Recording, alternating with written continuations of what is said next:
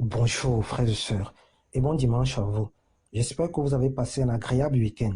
Le thème que nous allons développer ce matin est intitulé Comment revêtir l'armure de Dieu. Comment revêtir l'armure de Dieu. Revêtir, c'est se couvrir d'un vêtement particulier. Une armure est un ensemble d'armes défensives protégeant le corps et les membres. Dieu, c'est le Tout-Puissant, le Créateur du ciel et de la terre, l'alpha et l'oméga. Nous sommes enfants de Dieu et chacun de nous est un sélectionné, un privilégié, un choisi de Dieu afin de manifester sa gloire, afin de rendre témoignage de sa grandeur et de sa toute-puissance.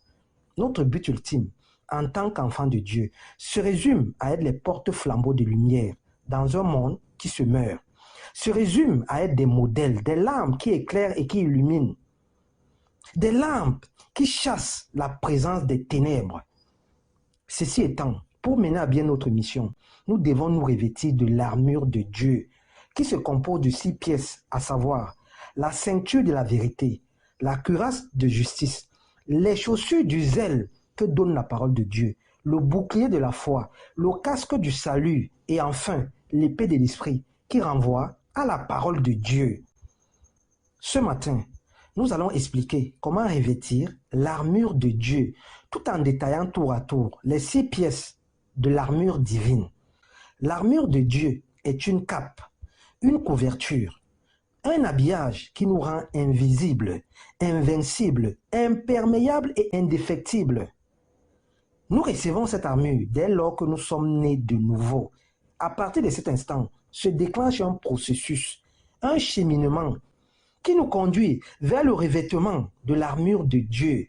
Cette armure est composée de 6 pièces, dont 5 des 6 pièces servent à notre protection contre toute planification de l'ennemi, contre toute flèche spirituelle, contre toute maladie, contre toute malédiction, contre tout mauvais sort lancé sur la table de l'ennemi à notre encontre. Et la 6e pièce, qui est la parole de Dieu, ou l'épée de l'Esprit de Dieu, nous aide à attaquer, nous aide à vaincre les assauts du diable. L'armure divine porte en elle-même toutes les armes de grande efficacité. Elle nous permet de résister dans les mauvais jours. Elle nous procure la douce protection spirituelle. Elle nous met à l'abri de tout danger. Elle nous couvre de bas en haut. Elle enveloppe tout notre être. D'ailleurs, Éphésiens 6, le verset 13 déclare « C'est pourquoi prenez toutes les armes de Dieu, afin de pouvoir résister dans les mauvais jours. Et pour faciliter l'adhésion de cette armure, nous devons d'abord nous défaire du moi, tout en mettant Dieu à la première place. Nous devons acquérir une certaine maturité spirituelle. Nous devons prendre une certaine hauteur spirituelle pour ne pas confondre les cibles ou alors de combat, car nous n'avons pas à lutter contre la chair et le sang, mais contre les dominations, les autorités, contre les princes de ce monde des ténèbres, contre les esprits méchants dans les lieux célestes.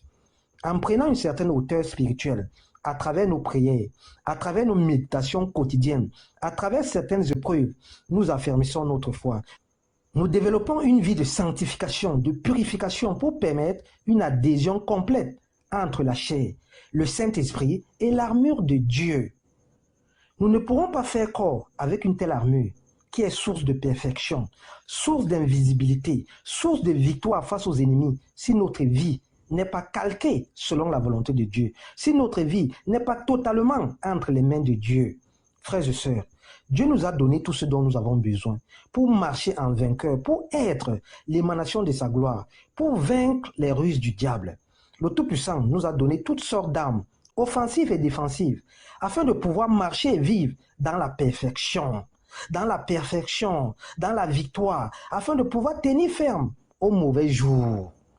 Après avoir tout surmonté, afin de pouvoir résister efficacement aux ruses du diable, revêtir l'armure de Dieu, c'est être habillé de ces 6 pièces.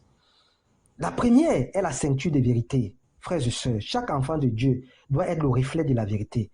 Nous devons aimer la vérité, marcher selon elle. La vérité est l'ennemi du mensonge. Cette dernière n'a jamais de longues jambes. Au contraire, elle nous dépouille, nous expose, nous met à nu, nous fait honte.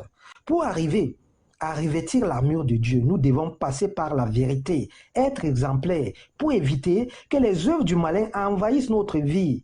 La vérité doit toujours triompher dans notre vie, peu importe les circonstances, peu importe les situations. Et la vérité se forme à travers la parole de Dieu. Plus nous méditons la parole de Dieu, plus nous la mettons en pratique, plus nous serons le reflet de la vérité.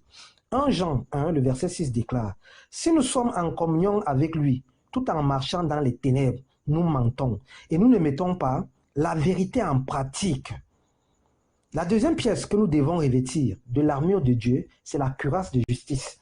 Cette dernière ouvre notre cœur à la pureté. Cette cuirasse de justice protège notre poitrine et notre cœur. Et pour cela, notre cœur doit être pur pour refléter la véritable justice qui trouve sa source dans la foi en Dieu. Cette dernière nous permet de marcher suivant la droiture de Dieu et elle nous permet de marcher suivant sa volonté. C'est pourquoi David a dit dans le psaume 51, le verset 12, « Ô Dieu, crée en moi un cœur pur, renouvelle en moi un esprit bien disposé. » La troisième pièce avec laquelle nous devons être habillés, c'est le zèle que donne l'Évangile.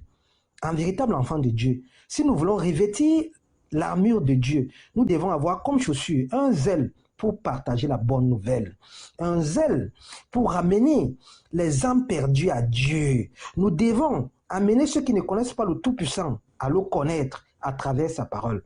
D'ailleurs, Luc 4, le verset 43 déclare, « Mais il faut que j'annonce aux autres villes la bonne nouvelle du royaume de Dieu, car c'est pour cela que j'ai été envoyé. » Nous sommes envoyés sur terre pour amener des brebis perdues vers Dieu. Nous devons annoncer l'évangile dans la douceur, tout en éclairant et en exhortant dans la patience. La quatrième pièce pour être revêtu de l'armure de Dieu, c'est la foi.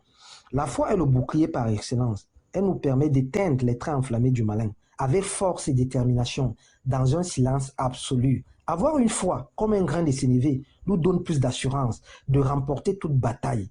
Même si nous prenons un mauvais départ dans un combat, nous demeurons confiants quant à l'issue de notre victoire. La cinquième pièce défensive de l'armure de Dieu, c'est le casque du salut. Le casque protège notre tête. Et ceci étant, si le salut de Dieu ne nous enveloppe pas totalement, ne nous couvre pas entièrement, il nous sera difficile de nous revêtir de l'armure de Dieu, car nous devons être dépouillés de toutes nos facultés pour accéder au Graal. Au Graal. Enfin, la sixième pièce pour revêtir l'armure de Dieu est l'épée de l'esprit. Contrairement aux 5 pièces précédentes, cette arme nous aide à attaquer et à contre-attaquer. La parole de Dieu est vivante et efficace, plus tranchante qu'une épée quelconque à 2 tranchants, pénétrante jusqu'à partager âme et esprit, jointure et moelle. Hébreux 4, le verset 12. La parole de Dieu, associée à une vie de prière, fait des étincelles. Fait des étincelles. Bon dimanche et bon début de semaine. C'est ce thème que l'on va développer ce matin. Merci.